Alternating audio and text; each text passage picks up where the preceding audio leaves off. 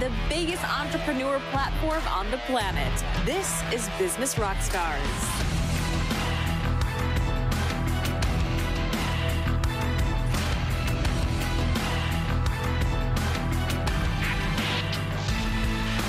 Welcome to Business Rockstars. I'm Alex Worley, joined by John Taffer, CEO of Taffer Media. Thanks so much for being here. Good to be here, Alex. I'm always happy to talk about business. Yes. Well, we're going to dive right in. You are a successful businessman. You've worked with a lot of entrepreneurs who have experienced quite a few challenges. So what do you think it takes to be a successful entrepreneur? You know, I was asked, what are the three words that defines an entrepreneur? And to me, the three words that define it are make it happen. So we have to make things happen. So when we wake up in the morning with an idea, you know, we have to think of it as a seed. So we have to take the idea, we have to turn it into paper. Then we have to turn it into financials. Then we have to turn it into a pitch. Then we have to turn it into capital and money. Then we have to turn it into an operation. Then we have to run the operation. Then we have to sell the operation and exit from the operation. We have to make thousands of things happen every day. The entrepreneur who is the most successful is the one who makes the most things happen every day. Oh, that's really good. So I always ask entrepreneurs about the fear of failure because it's real. It holds a lot of entrepreneurs back, including the ones that are watching and listening right now. So it's timely because you just gave a speech on the common denominator for this fear. And what is that? You know, to me, the common denominator of failure is excuses. So years ago, when I had all my restaurants, we had a line on my daily revenue report for comments. And they would write, snowing, no business. Then the next day they would write, cold, no business. Then the next day they would write, first nice day, no business. And I learned if you give somebody a line for an excuse, they'll use it every time. So I took the line off the piece of paper because there are no excuses in business. Fact of the matter is when we fail, it's because of us and the choices we make, the decisions we make, the people we hire, the things we do and don't do. So passing blame, to me, is the most influential element of causing failure. That's incredible. And obviously you've made small mistakes along the way, but you haven't had any of these major failures the way that some of these bars have that you've worked with, and you attribute it to this. You haven't made successes or excuses, excuse me. Would you say that there were a couple instances where you could have made excuses and it could have sent you down a completely different path that are standing out? You know, I think that make no mistake, when I was young, I didn't have this wisdom. You know, this is 30 years in the business that has taught me, you know, about the failure and such. You bet I made those mistakes. You know, when I was young, I would over-project my revenues, take investor money. Then when I didn't hit the numbers, none of my numbers worked. You know, I would over-promise, I would under-deliver until I learned to under-promise and over-deliver. That's maturity, you know, and it takes experience to be able to be humble in how you present yourself and then overdo it in the way you execute yourself. Most of us, you know, expand upon the initial part and then disappoint on the execution part. So if you could go back and give your early entrepreneurial self-advice, what would you say to yourself? Don't hesitate. And let me explain what I mean. You know, I gave a speech at a political fundraiser last year, and we talked about the fact that 720,000 businesses closed in America last year, only 650,000 opened. And the fact that 60% of small businesses 10 years ago, 2009, 2010, were owned by families, today only 42% are. Why? So when we pick that apart, we look at the last years of what I call tentativeness. Whether you like Obamacare or not, the tentativeness of it caused people to hesitate. They didn't go into businesses, they didn't expand them because what was going to happen? They didn't understand it. The tentativeness of politics, who's going to win? What are they going to do? Are taxes going to go up? Are they going to caused people to freeze? So when there's tentativeness in our lives, we get caution and we stop acting. So people stopped opening businesses in this environment of tentativeness, of pause, if you will. If there's anything I would tell myself as a wiser businessman to a younger businessman, it's don't pause. Just move forward. Bingo. Don't let anyone else pause you. You have to create the pace and the energy. Don't let the outside environment do that. That's good. If you were to create a startup toolkit for an entrepreneur, tangible, intangible, what would be inside of it? Ooh, that's a great question. You know, first of all, I'd probably put an accountant inside of it. And the reason why is, in my view, and in my business, the restaurant and bar business, about 70% of independent operators don't even look at a P&L every month. Don't even look at management reports every month. Where entrepreneurs fail is they envision the business, they envision the customers, they envision the experience, they envision all the things that are wonderful to them. But most businesses fail, not because they're bad businesses, but because they ran out of money. So I owned a restaurant, one of the first ones I ever owned years ago.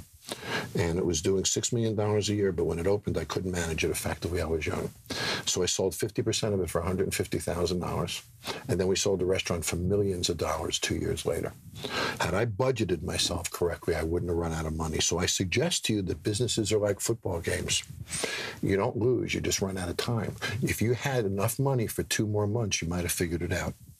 You might have solved the issues. So many businesses fail that wouldn't have failed if they just had the capital for a few more months. Well, let's talk about that, because coming up with the capital is a real struggle for a lot of entrepreneurs, but we're not going to make that excuse because we don't make excuses. Right. So what do you do if that's a struggle for you? Where do you begin? Well, you know, there's a lot of places to begin. You know, first of all, there's pre-orders and pre-selling. Today, there's websites where you can pitch ideas and you can raise capital before you even create a business. So there's opportunities today to sell an idea and generate money just on the idea. Before these internet opportunities of raising funds online, you couldn't do that. There was no raising money on ideas, on dreams, on words. We had to have substance, financials, documents, business plans, references, due diligence. So today, I suggest that there's almost a greater environment to raise money, if you think about it, because the world is at your fingertips.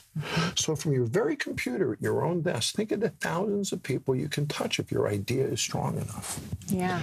So I suggest that the way we raise money is different today. But I think the universe in which each of us interact to raise money is far larger. That's good. How important is building a strong team to you, and how do you go about it? You know, team is critical. And I always say when I'm involved in family businesses that family shouldn't be in business. Reason being that families nurture each other in weakness. Oh, Alex did her best. Oh, Alex doesn't feel well today. Oh, give Alex a break. A team, I'm going to bench you if you don't hit the ball. So team is the right word. And I suggest that no families, no businesses are families. They're all teams. So I love that you say that word. So the way you create a team is very simple. And I'll tell a story that Tommy Lasorda once said to me about a baseball player who hadn't hit in 8 games. But he was going to batting practice every day, extra time. He was there extra hours every day. And Tommy Lasorda said to him, you don't get paid to swing the bat. You get paid to hit the ball. If you don't hit the ball, I'm going to bench you, no matter how much you swing. In our business, we have to have the courage to say no more. I am not putting that employee out anymore. I am not going to experience a lack of standards. And we have to be able to sever the ties that pull us down. Ooh, so it's a very tough love approach. Yes. And the fact of the matter is if employees don't work, you have to move on. Yeah, and it's interesting what you said about family, that there's a lot of family businesses, but they shouldn't treat them like family businesses. So you're not saying that you shouldn't go into business with your family, no. Just have the right mindset. Within the 4 walls of that business, you're not family, you're a team. Then be a family outside the building. But within the 4 walls of that business, there's no question you got to come through for each other. Yeah. Right? And that's not a place to nurture weakness. Right. Well, let's end with this. What would you say has been your biggest success throughout your entire career? I have to say bar rescue, surprisingly. And the reason why is, first of all, I thought I'd do a pilot and go home. And last week I finished my 150th episode. Congratulations. Thank you. 77 million people watched Bar Rescue last season, which to me is the greatest compliment that I could ever have. You know, incredible flattery. I've never been hugged by so many people like I have been through the Bar Rescue experience.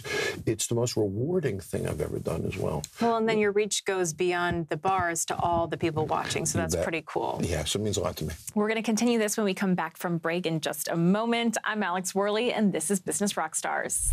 Have you ever thought about becoming an entrepreneur? Are you tired of building somebody else's dream? Well, go build your own. Go to businessrockstars.com and find out how. businessrockstars.com.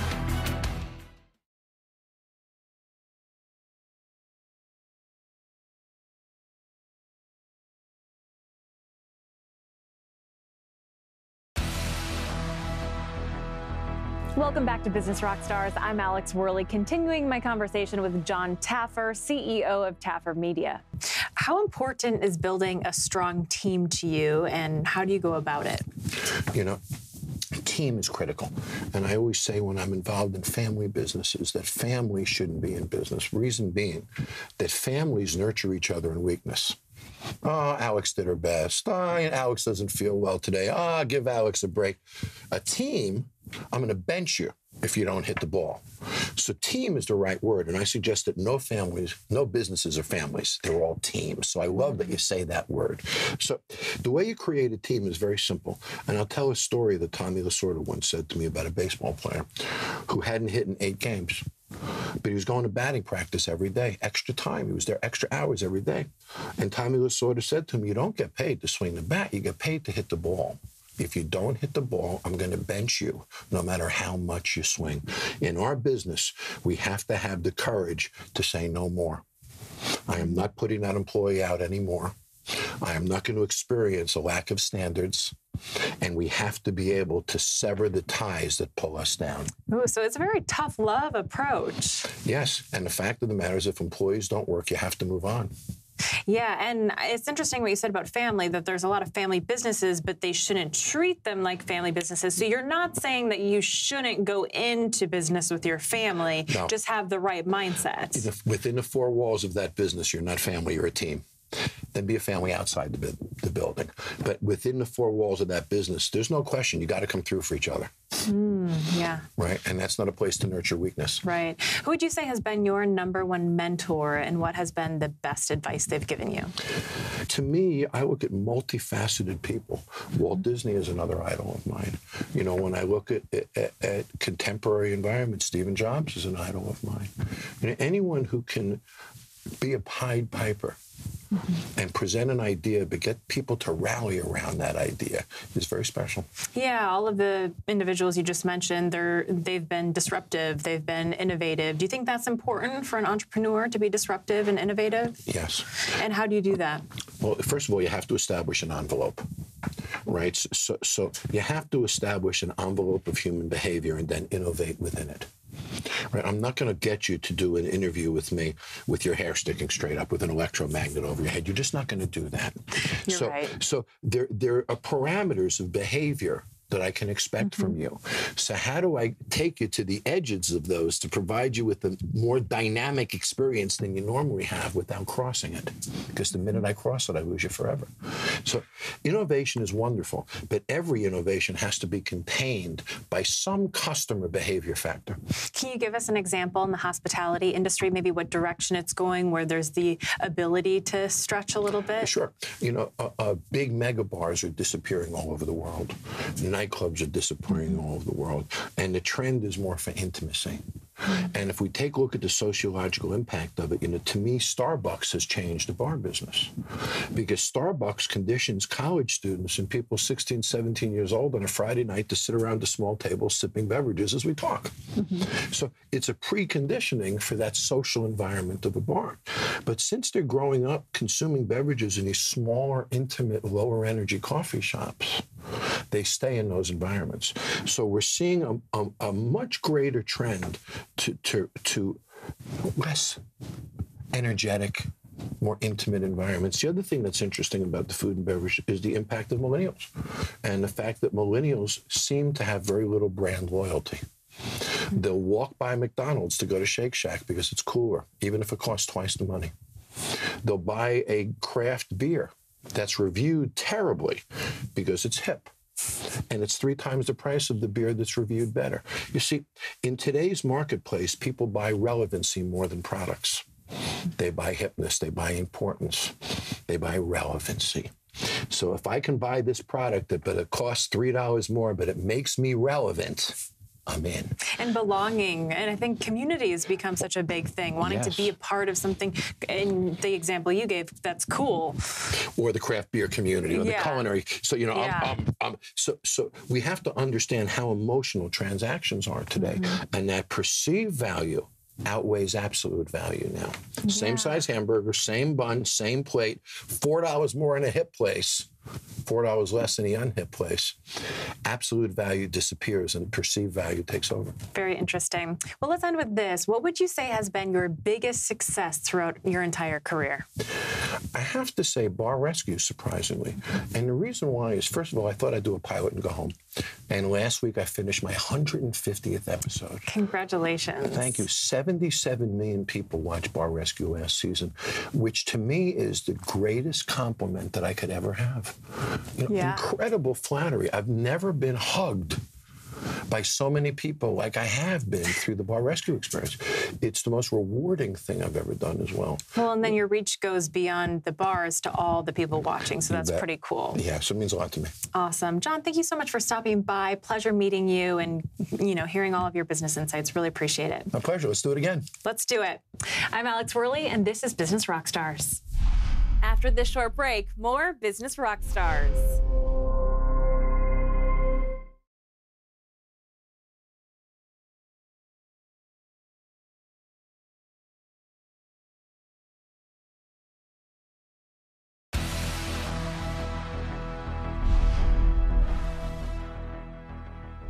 This is Business Rockstars from the NASDAQ market site in Times Square. I'm Greg Greenberg, and my guest today is Greg Marsh. He's the founder and CEO of Kimi. Welcome, Greg. Thank you.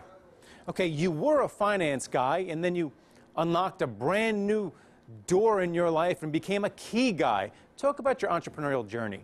Yeah, so I moved to New York about 5 years ago to go to Columbia Business School, and while at school, my wife got locked out and had to pay a couple $100 to an emergency locksmith who came in and broke the lock. And I just thought it was this very broken but very big industry that, you know, could be disrupted by technology. So ended up dropping out of school and started building stuff. So what were your finance friends saying to you when you said, you know something, goodbye Wall Street, goodbye all that, I'm going to start a key company? What did they say? And what was your reply? Yeah, I dropped out of business school to become a locksmith. You know, it's funny, I viewed dropping out of school as the least risky thing I could do, because if things didn't work out, I could go back to Columbia and, you know, do normal recruiting. But it was very abnormal, and people thought it was highly risky. But to me, it was like the least risky path to pursue this. So it's worked out great, and I haven't gone back to school yet. But yeah, certainly lots of interesting looks. Well, what's the best thing about working for yourself?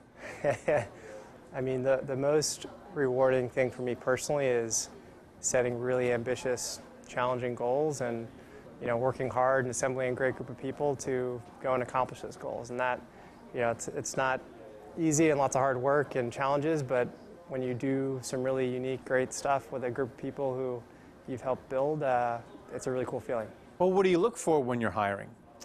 So recruiting, I mean, team is everything, right? When I think about what's most important for our success, by 10x, it's the quality of the people that we have. So hiring really, really, you know, strong people is the single most important thing to make our business successful. It's work ethic, it's a culture fit, it's really a skill set within the discipline we're hiring that's really, really going to be strong and change how we operate. And how do you pivot if you feel like maybe you hired the wrong person or the team is moving in the wrong direction? As the entrepreneur, you're the one with the vision. You see where you want to go. If you don't think it's heading in the right direction, how do you refocus the team? Yeah, I think really high-performing companies are very disciplined about providing feedback when someone is underperforming, and also being disciplined in, you know, asking people to transition out when they're not performing. But I think while we try and be really, really good at hiring, you're never going to get 100%, and it's something we strive to do, is be really disciplined in providing feedback and just stepping back objectively and assessing the quality of the team and where we should be allocating resources. Did you have a mentor when you were starting out? Because once again, you went from finance to the key business. So did you call on anyone for advice when you were moving towards this new entrepreneurial venture? Lots of people, yeah, and certainly without their support, we wouldn't have gotten this far. So the founder of Coinstar sits on our board. He's been immensely helpful. He built a company that's very similar to what we're trying to build and took it public. Friends of mine who have started other hardware companies and have lots of lessons to teach. Yeah, for sure. Can you talk about building a board? We keep talking about building a company here at Business Rockstars. What about building a board? It's really important. I mean, if you would ask me 5 years ago when we were just starting what I thought the board would do, I thought it'd be some checks and balances on me and the company in general, and maybe they'd provide introductions. And that's a really poor way of viewing it. I think a good CEO really leverages his board for strategic feedback to make better decisions. But when I go to a board meeting, we have 2 or 3 major decisions that could alter the course of the business, and I go in with pretty strong opinions on all of them. And typically, I'll come out with a different plan on 1 or 2, and it's that feedback and change of strategy that is incredibly valuable. So excuse the pun, but is there a turnkey solution for starting a business, or is every business venture different? I think they're all different. I don't think there is a standard way to teach entrepreneurship. I think it's really tough. But certainly there's pitfalls that everyone starting a company can avoid. And so really leveraging the experience of other people who've gone through similar situations and built businesses, whether they've been successful or not, like that stuff is invaluable. And getting their advice over time as you learn and grow, it's been invaluable. And how much do you work? Do your days ever end? So, work-life balance is something that I think any founder struggles with. It's super, super important. Certainly a lot of hours, but try and be really balanced and spend time with my wife and get outside and exercise and all those things that actually magnify and are multipliers on the hours that I'm actually putting directly into work. So that balance is super important. And as Kimi has grown, have you learned to delegate more? Because early on, it's all you, right? And as you get more advanced in the company, if you want those hours away from the company, you got to delegate, correct? Yeah, the most exciting thing for me is when we hire someone who's really, really strong at a senior level, and just being able to see how they come in and take a really big chunk of responsibility and just change how we're operating. And when they do that, I can really just back off and give a lot of leash. And as long as we're aligned on really, the high level objectives of what's most important, I just want to give them a bunch of freedom to go and operate on that. So we just hired a chief marketing officer, Jessica Harley, who's the former CMO of Etsy, and seeing how she's come in and transformed how we approach marketing as a company, it's been amazing. That allows you to have fun. So how do you have fun? What do you do for fun? Yeah, I spend time with my wife. We like hiking and getting outside, and when the weather's nice in New York, we'll take Metro North up an hour or two and try and get into the hills a little bit. But yeah, exercise, reading, and time with my wife. Okay, we're going to talk more about Kimi when we come back. This is Business Rockstars from the NASDAQ market site in Times Square. I'm Greg Greenberg. More with Greg Marsh from Kimi in a minute. Have you ever thought about becoming an entrepreneur? Are you tired of building somebody else's dream? Well, go build your own. Go to businessrockstars.com and find out how. businessrockstars.com.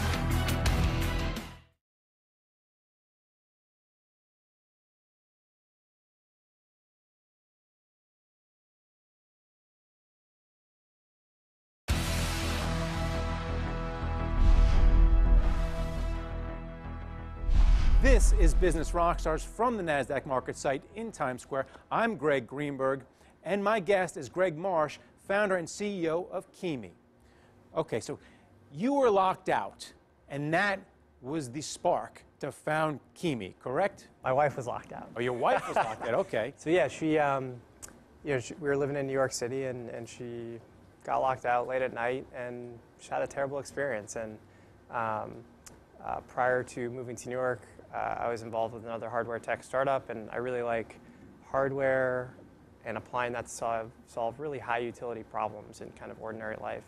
Wait, when you say hardware, are you talking about hardware like keys and hammers? Or are you talking about hardware like computer hardware? Yeah, like hardware technology, yeah. Hardware technology. So with Kimi, I thought there was just this really big opportunity to come into the locksmith industry, which is this massive $10 billion a year industry in the US, about $50 billion globally, hasn't seen innovation in literally 100+ years.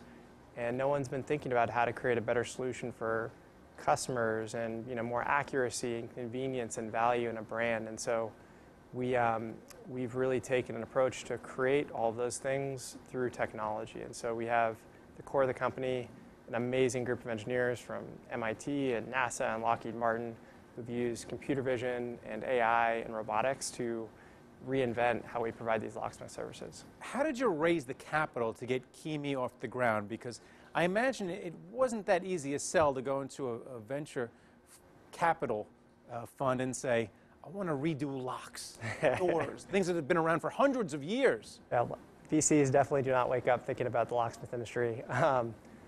And there is a well-known and very real bias against hardware technology. So, raising money is challenging for any company, but in particular, we had some unique challenges that we need to come across. And the way that I approach that is really just to get people excited by what we were building and why we had such a clear path to becoming a multi-billion-dollar company. And we've been really, really fortunate to have amazing investors, so Battery Ventures and Comcast Ventures and Questmark and White Star Capital. Can you talk about some of those early challenges? So, for example, how did you get your kiosks into retail stores like Rite Aid and 7-Eleven? Because they can use that floor space to make money elsewhere. Yeah, we approached it by making the pitch and the value prop just really concise and a no-brainer. So from the retailer, we need 3 square feet and a plug. In exchange for that, we're generating really significant traffic. And so for every single new location that we deploy, we get that specific location ranked #1 for terms like copy keys and locksmith on Google Maps. And so when people are moving into an area and they're looking for a place to make keys, we're driving that traffic into the store. And these brick and mortar retailers are really, really hungry for incremental ways to drive foot traffic, and especially these new movers that we're driving in are making these massive shopping loyalty decisions, and it's just a really, really strong value prop for the retailers. Well, you mentioned Google Maps, but talk about Google. Are they competition? Them and Amazon are getting deep into the home. Are they potential suitors? How do you view them? Yeah, we don't pay, I don't think directly Google or Amazon are competitive with us. Certainly Amazon is massively influencing and disrupting retail, both brick and mortar and online. And especially as, I think what you're seeing is Amazon, which hasn't historically been in brick and mortar, now doing a lot of things in kind of the real world. And similarly, these pure old school retailers who are brick and mortar try and get more innovative and get more digital. And they're kind of meeting in the middle. And it'll be very interesting to see how that plays out. But I think brick and mortar retailer still has a massive, massive dollar spent and will continue to have so in the next 10, 15, 20 years. All right, so that's the next 20 years. Where do you see Kimi in 1 year? You're going to go public? What are your plans? When you and I speak next year, right here, where are you going to be? Yeah, we are heads down on execution. What's super exciting for us is we believe that we have all the building blocks in place to build a multi-billion-dollar business. We've got the technology, the team, the retail demand, the customer reception. And so going from where we are now to being the dominant brand in this huge industry, it's all about how our team collectively execute. And so we're super focused on growing and improving the quality of the business so that in the next couple of years, we'll have a lot of options when it comes to what to do. All right, the door is wide open and you got the key. All right, well, thanks a lot for coming on. Thank you, Greg. And talking about it from the NASDAQ market site in Times Square. This is Business Rockstars.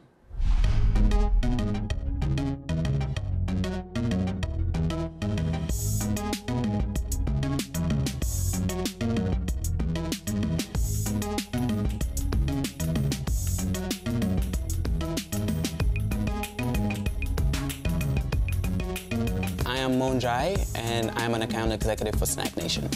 We have, nice, comfortable couches, the basketball thing. But for me, the culture that we have here is we have a culture when you come in, you leave as a better person. So I think about, being a better version of yourself. That's the type of culture we have here.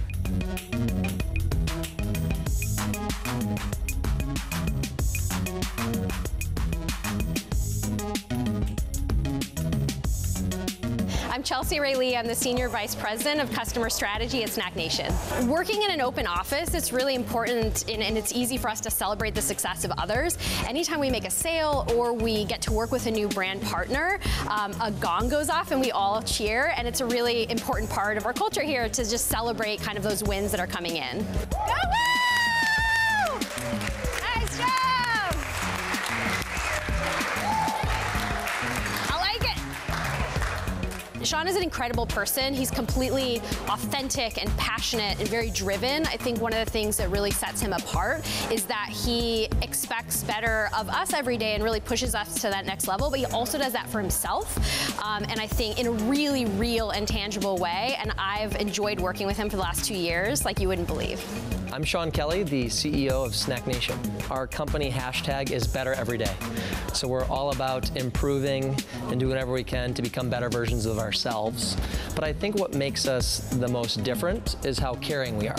So at Snack Nation, you're expected to have a deep level of compassion and empathy for yourself, but also for those around you. The favorite part of the office for me is just the open floor. It kind of feels like a sports stadium to me. And for me, that's great because I can always sense what the vibe, what the energy is of the office. I also like that we have enough closed off office spaces and shared rooms. So if you want to do deep focus work, if you want to have an intimate, high connection meeting, you can still do that. Thanks so much for coming by Snack Nation HQ, AKA the Snack Castle. I really appreciate it, but you know what? I'm hungry. It also happens to be my birthday, so I'm gonna start focusing on me, grab a snack, and get out of here. Take care.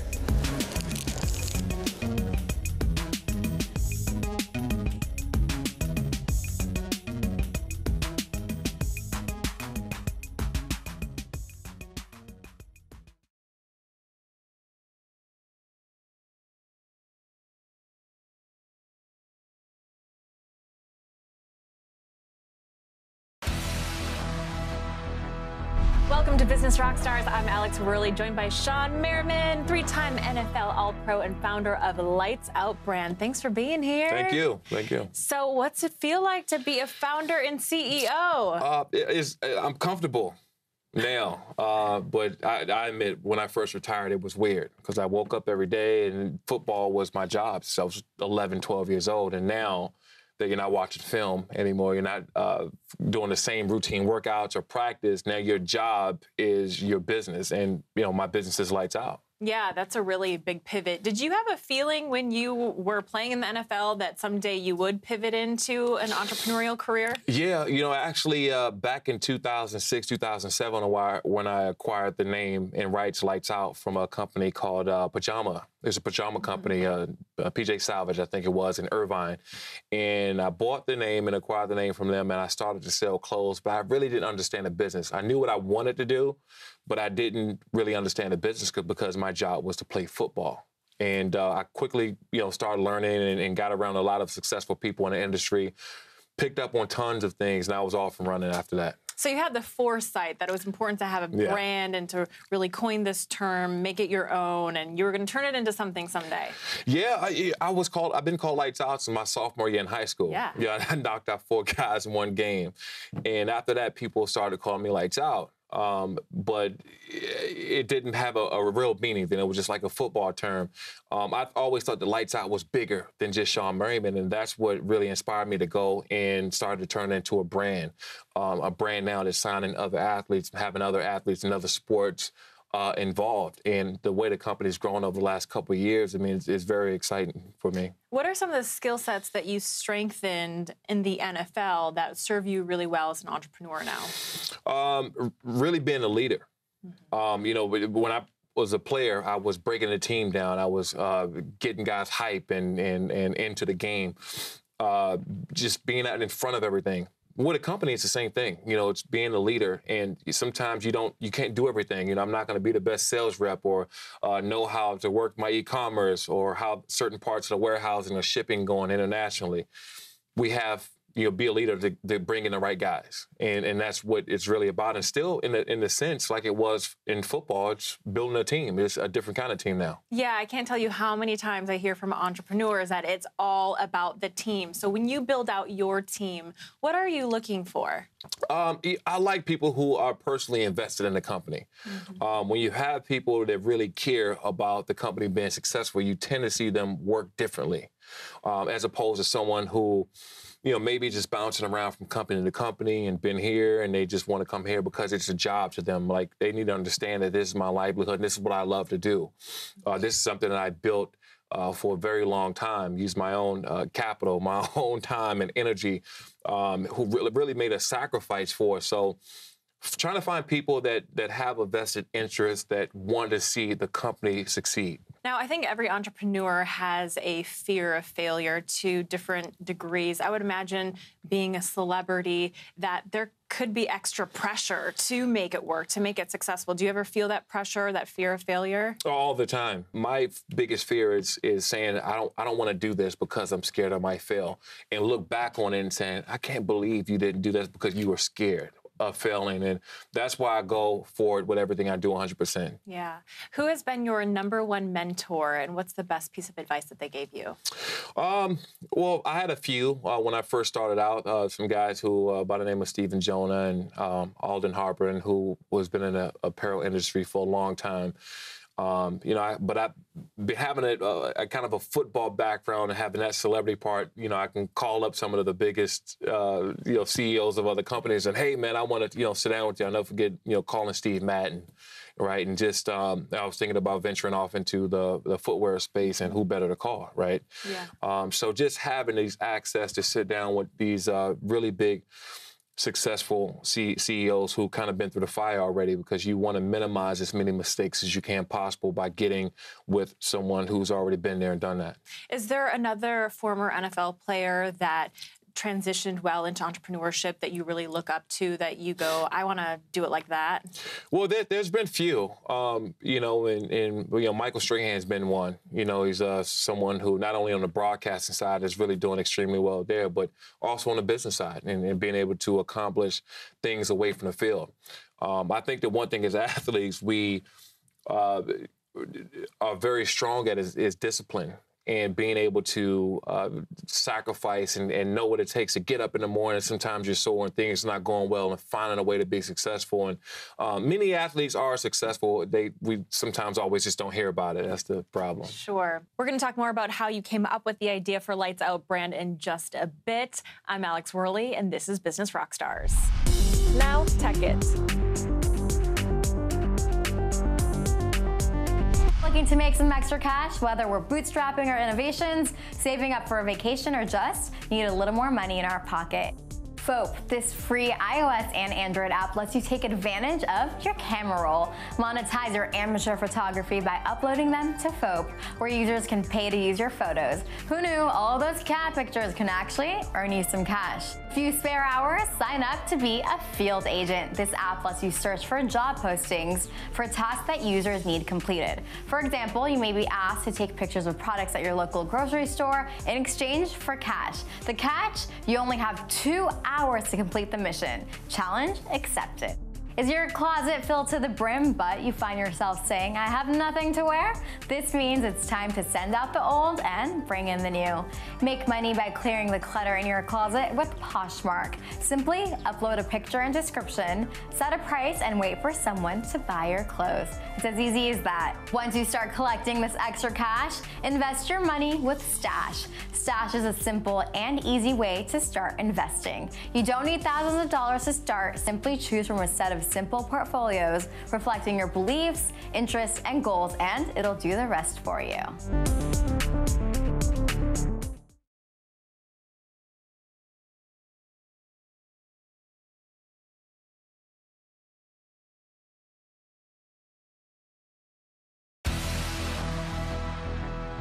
Welcome back to Business Rockstars. I'm Alex Worley, continuing my conversation with Sean Merriman, founder of Lights Out brand.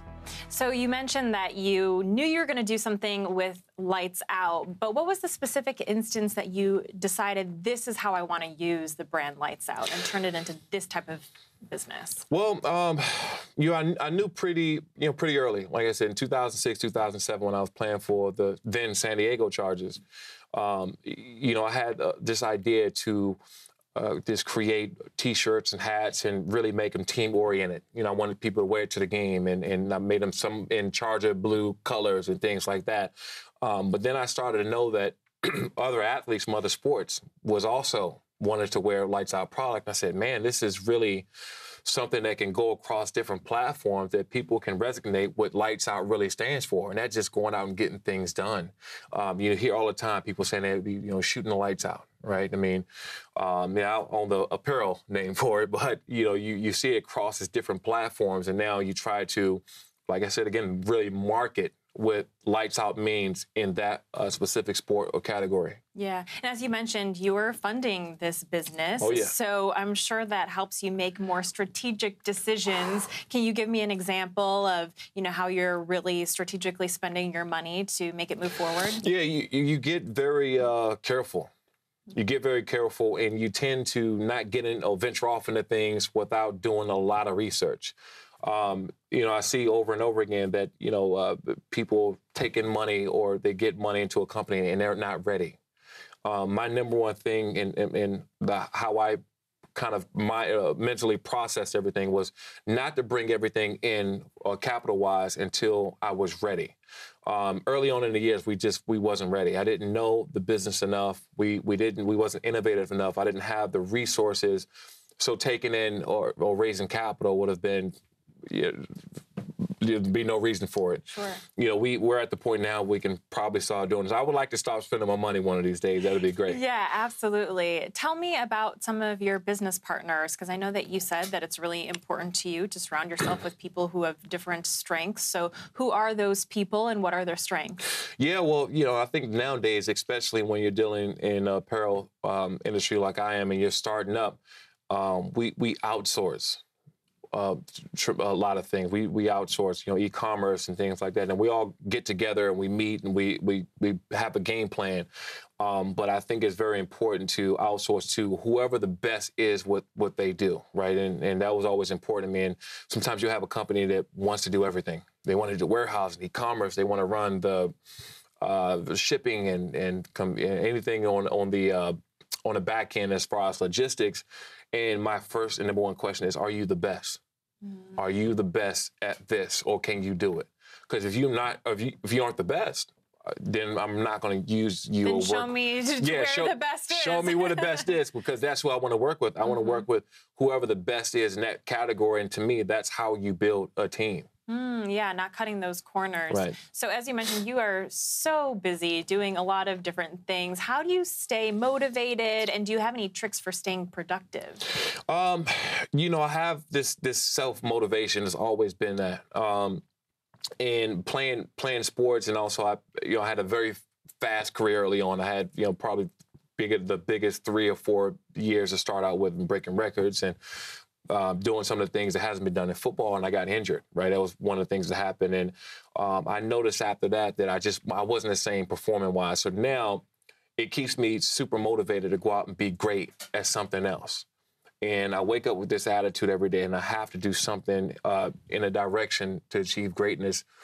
And Lights Out is it for me. So what can I do every day to better myself in this business to be great again? So it's that passion that really drives so much passion in what I do, yeah. So it sounds like you're very hands-on. Yeah. What is your favorite thing to do within the company? Which hat that you wear are you most excited about? Market. I love marketing. Because it's very close to me, but that I had a nickname since I was a sophomore in high school, right? And now to carry that nickname and through college, my 3 years at the University of Maryland, now all the way through the pros and turn it into a brand, like this is something I love to do. I love to market. I believe that, once the product and you're trying to present something new or technology or be innovative, and now you market it correctly, that's how things grow. So throughout your entire career, what would you say has been your greatest success? What are you most proud of? Most proud of, You know, honestly, the football has been great. The clothes. I mean, we're you know in Tilly's right now. We're you know one of the best sold right now in Tilly's, the retail. I think that I can say probably my son. I have a 7-year-old son, and he plays hockey and football. And now to see him playing, you know, sports that I played, and now playing the sport that I wish I could have played growing up, hockey, that's probably the biggest success that I had. Oh, that's beautiful. Yeah. Well, thank you so much for stopping by the Business Rockstar studio. Really appreciate it. Thanks for having me. I'm Alex Worley, and this is Business Rockstars. Thanks for sharing the time with us, and we'll see you next time on Business Rockstars.